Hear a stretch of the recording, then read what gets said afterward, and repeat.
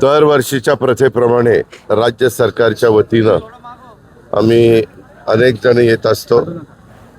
आज मी राज्यातल्या 13 कोटी जनतेच्या वतीनं या विजय स्तंभाला 208वा हा शौर्य दिन आहे. इथं मी अभिवादन करतो. सर्वांना जय भीम.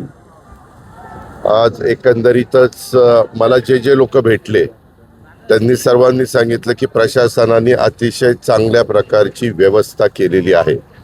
मग त्याच्यामध्ये पुण्याचे जिल्हाधिकारी असतील, पुण्याचे मुख्य कार्यकारी अधिकारी जिल्हा परिषद असेल, पुण्याचे पोलीस खात्याचे सगळे आमचे शहराचे आणि ग्रामीणचे SP आणि CP असतील, सर्वांनीच त्याच्यामध्ये लक्ष घातलं आणि सगळ्या डिपार्टमेंटनी अतिशय चांगल्या प्रकारचं नियोजन केलं.